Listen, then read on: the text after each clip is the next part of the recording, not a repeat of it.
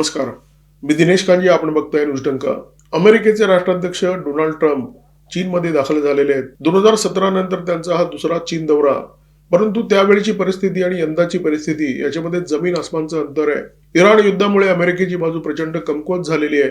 त्यामुळे यावेळीच्या वाटाघाटींवर चीनचे राष्ट्राध्यक्ष शी जिनपिंग यांचा वर्चस्व असण्याची चिन्ह आहेत. अमेरिकेने जर तैवानचा प्रश्न चुकीच्या पद्धतीने हाताळला तर दोन्ही देशांमध्ये खटके उडू शकतात, संघर्ष होऊ शकतो, दोन्ही देशांच्या संबंधांवर विपरीत परिणाम होऊ शकतो, असा दम जिनपिंग यांनी डोनाल्ड ट्रम्प यांना भरलेला आहे. आणि या पार्श्वभूमीवर एखादं मोठं डील करण्यासाठी ट्रम्प तैवानचा सौदा करतील की काय या भीतीने अनेकांची झोप उडालेली आहे. याच विषयावर या व्हिडिओमध्ये बोलणार आहोत. परंतु व्हिडिओ सुरू करण्यापूर्वी एक छोटीशी विनंती, आमचं चॅनल सबस्क्राईब करा आणि जर आवडला तर व्हिडिओ लाईक करा, शेअर करा, हाईप करा.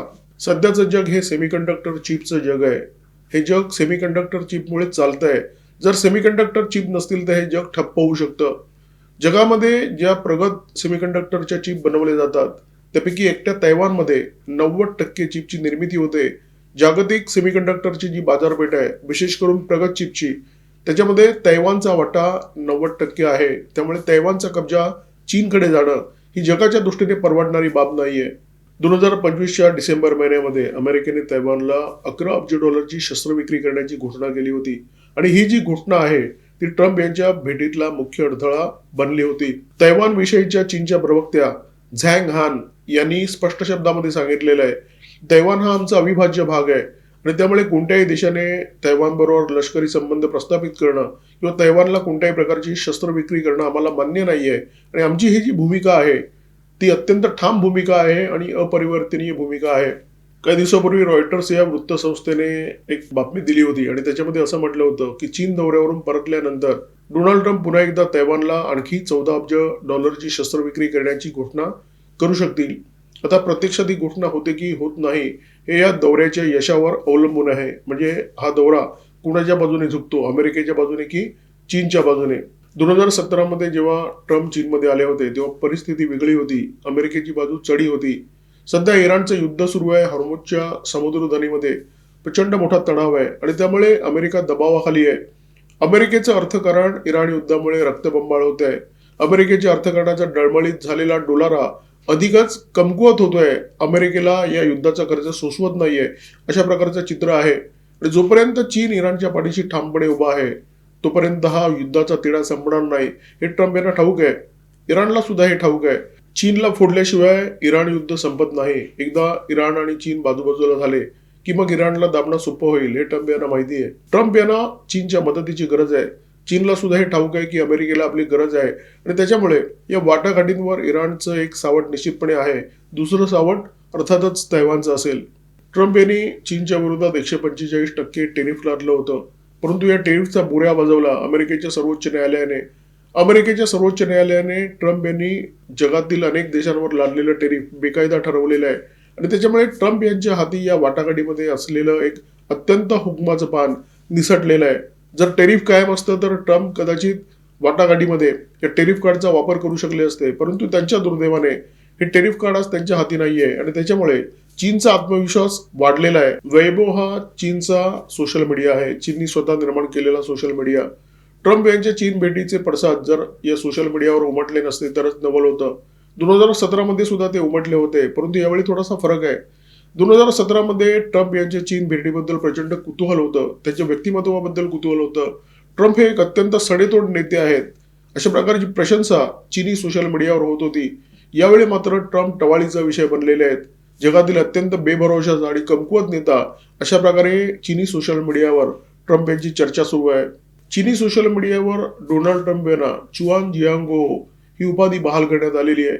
चुआन हे डोनाल्ड ट्रम्प यांच्या नावाचं संक्षिप्त रूप आणि जुआंगो म्हणजे राष्ट्र निर्माता, देश घडवणारा. कधी काळी चीनी कम्युनिस्ट क्रांतिकारकांना ही उपाधी बहाल करण्यात येत होती, परंतु आता ती डोनाल्ड ट्रम्प यांना बहाल करण्यात आलेली आहे.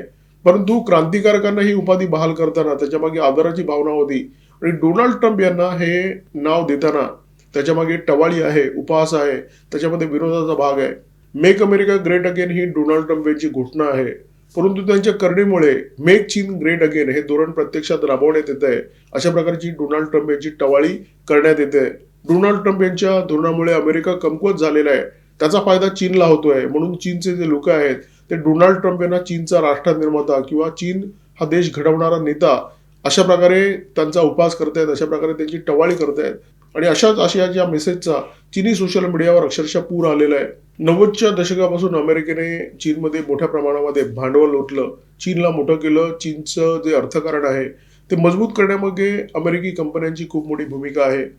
चीन आज जर जगाचा कारखाना बनलेला आहे तर त्याच्यामध्ये सुद्धा अमेरिकेची खूप मोठी भूमिका आहे.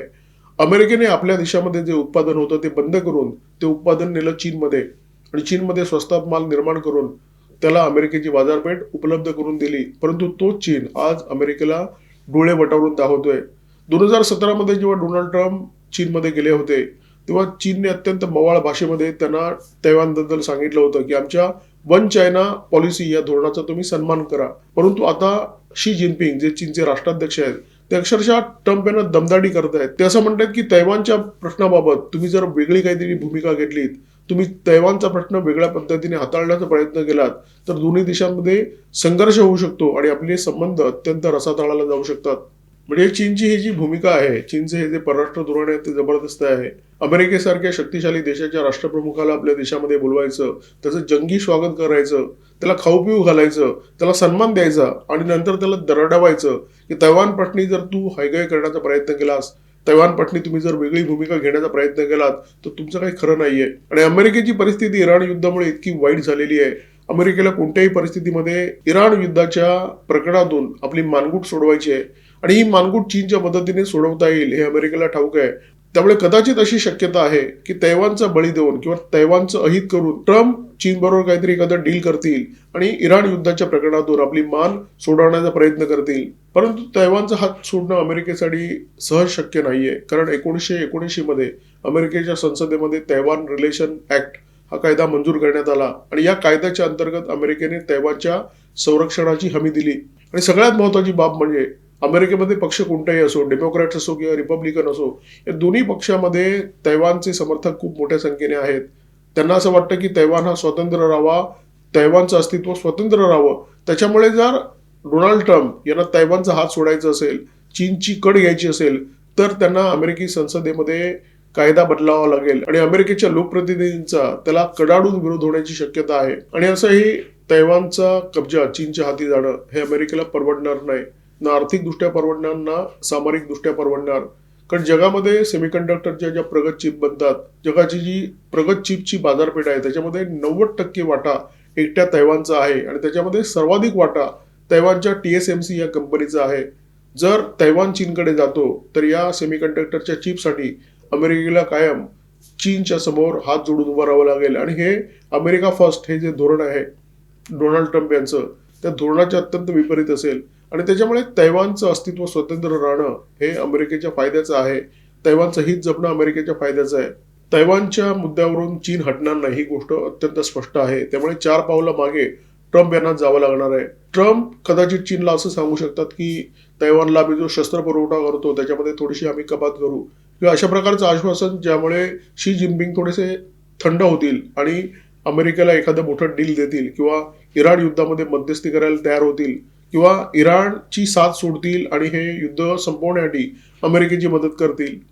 जसं तैवानचा मुद्दा चीनकडून सोडला जाण्याची शक्यता नाहीये तसं ते अमेरिकेला सुद्धा परवडणारं नाहीये. जर अमेरिकेने तैवानबरोबर कोणत्याही प्रकारे विश्वासघात करण्याचा प्रयत्न केला तर इंडो पॅसिफिकमध्ये जे अमेरिकेचे मित्र देश आहेत, ज्याच्यामध्ये दक्षिण कोरिया आहे, ज्याच्यामध्ये जपान आहे, ज्याच्यामध्ये फिलिपिन्स आहे, या देशांचा अमेरिकेवर जो विश्वास आधीच डळमळीत झालेला आहे ट्रम्प यांच्या धोरणामुळे तो पार रसातळाला जाईल आणि आशिया पॅसिफिकमध्ये अमेरिकेचं जे वर्चस्व आहे, अमेरिकेची जी ताकद आहे ते अत्यंत क्षीण होईल आणि ते सुद्धा पथ्यावर पडणार आहे चीन सोबत वाटाघाटी करताना ट्रम्प यांनी त्यांचा व्यक्तिगत अजेंडा रेटण्याचा प्रयत्न केला तर ते अमेरिकेसाठी अत्यंत धोकादायक ठरू शकतं. कारण असं वारंवार दिसलेलं आहे की ट्रम्प यांचा पर्सनल अजेंडा असतो, व्यक्तिगत अजेंडा असतो आणि या अजेंड्यासाठी ते कधी कधी अमेरिकेचं हित सुद्धा बाजूला सारतात. आता पाकिस्तानचं उदाहरण ताजं आहे. पाकिस्तानला ट्रम्प यांनी मांडीवर का घेतलं? कारण त्यांना त्यांच्या क्रिप्टोच्या धंद्यामध्ये बरकत हवी होती. त्याच्यासाठी त्यांनी पंतप्रधान शहबाज शरीफ आणि पटेल फील्ड मार्शल असीम मुनीर यांना मांडीवर घेतलं. परंतु प्रत्यक्षात त्याच पाकिस्तानने अमेरिकेच्या पाठीत खंजीर खुपसला. इराणच्या लढाऊ विमानांना पाकिस्तानने त्यांच्या नूरखान एअरबेसवर आश्रय दिला, त्यांना संरक्षण दिलं आणि या बातमीची आता अमेरिकेमध्ये जबरदस्त चर्चा आहे. त्यामुळे ट्रम्प प्रचंड बॅकफूटवर आलेले आहेत. विदेश दौऱ्याच्या काळामध्ये ट्रम्प आपला व्यक्तिगत अजेंडा कसा रेटतात याची झलक त्यांच्या 2017च्या चीन दौऱ्याच्या दरम्यान सगळ्या जगाने पाहिलेली आहे. ट्रम्प हे स्वतः उद्योगपती आहेत आणि त्यांचं जे कुटुंब आहे त्या कुटुंबामध्ये प्रत्येकाचे उद्योग आहेत. त्यांची मुलगी इवांका याला अपवाद नाहीये. या इवांकाचे अनेक ब्रँड्स आहेत. त्याच्यामध्ये हँडबॅग आहेत, दागिने आहेत, कपड्यांचे ब्रँड आहेत, त्याच्यामध्ये स्पा आहेत.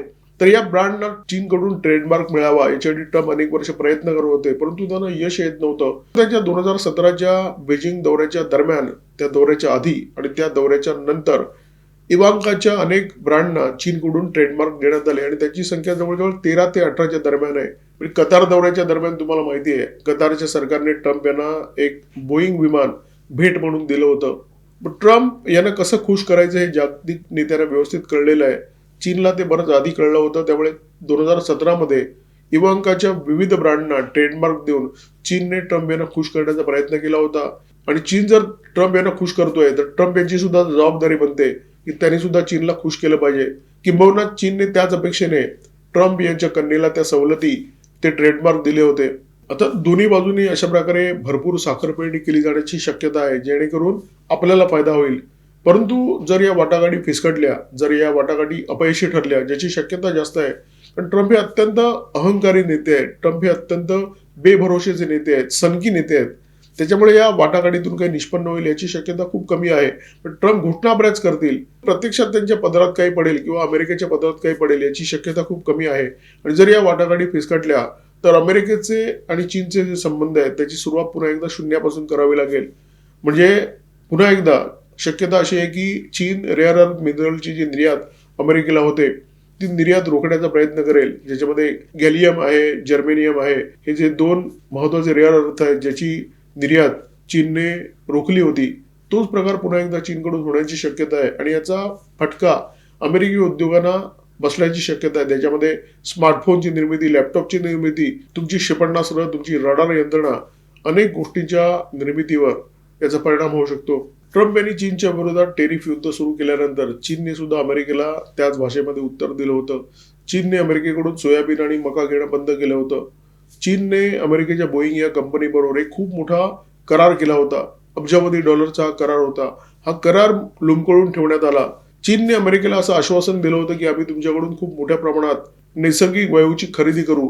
ते आश्वासन सुद्धा, ती घोषणा सुद्धा हवेतच विरली होती, म्हणजे कधी ती प्रत्यक्षात आलीच नाही.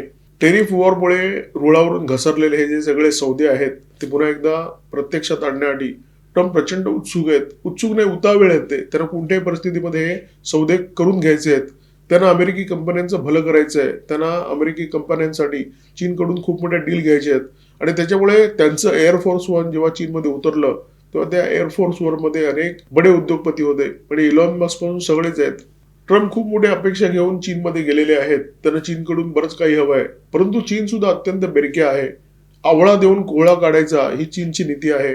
मुठभर कर्ज द्यायचं आणि देशच्या देश गिळायचे ही चीनची नीती आहे. त्यामुळे दोन बेरके वाटाघाटी करणार आहेत. ट्रम्प या वाटाघाटी करताना नेमका कोणाकोणाचा बळी देत आहेत हे येत्या काही तासामध्ये उघड होईलच.